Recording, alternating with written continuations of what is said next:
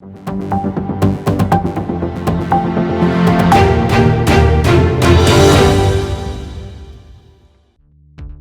में corona vaccine की किल्लत के बीच बड़ी राहत की खबर है। सीरम इंस्टीट्यूट ऑफ इंडिया ने जून में कोविशील्ड वैक्सीन की 9 से 10 करोड़ डोज के प्रोडक्शन और सप्लाई का दावा किया है।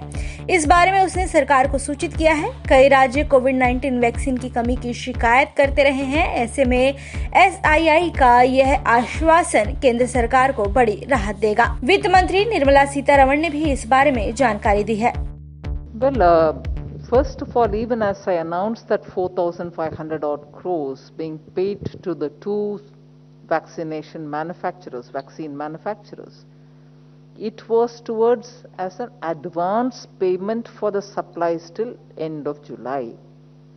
So, I think this was also explained that the bulk stock that they had with them was given, and that is what was used from January 16th, so that the vaccination of the frontline warriors was taken care of smoothly.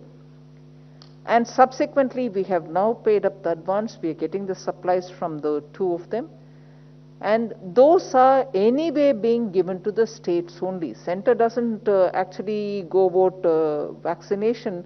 It is done through the hospitals in the states.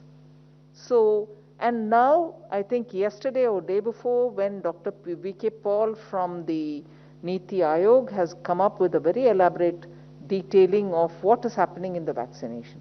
We have allowed Sputnik to come. Sputnik ready to use is also getting imported. And the country has opened itself up for all those, whether it is Japanese or European Union or US approved vaccines or anything which is certified by such authorities, to come and manufacture in India and for the world. So we are constantly engaging with a lot of these suppliers and also manufacturers of vaccine, like the way negotiations are being held with Pfizer. So these are ways in which vaccine is being obtained. In the coming months, the supply will also be far more than what it is. हाल ही में गृह मंत्री अमित शाह को SII ने एक पत्र भेजा था। उसने कहा था कि महामारी के कारण खड़ी हुई चुनौतियों के बावजूद उसके कर्मचारी 24 घंटे काम कर रहे हैं।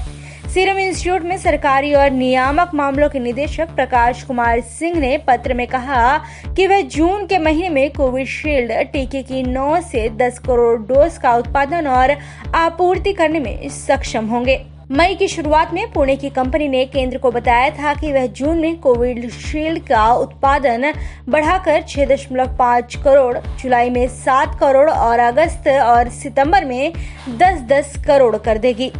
भारत में भी वैक्सीनेशन के लिए सीरम इंस्टीट्यूट की कोविशील्ड और भारत बायोटेक की कोवैक्सीन का इस्तेमाल हो रहा है।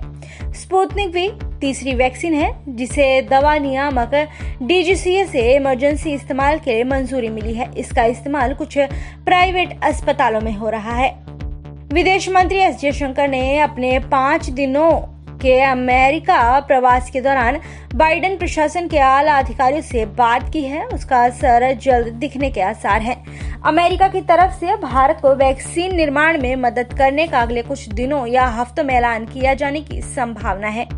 जयशंकर की अमेरिका के विदेश मंत्री और अन्य नेताओं के साथ अलग अलग द्विपक्षीय बातचीत हुई और इन सभी में कोरोना के खिलाफ सहयोग एक बड़ा मुद्दा रहा।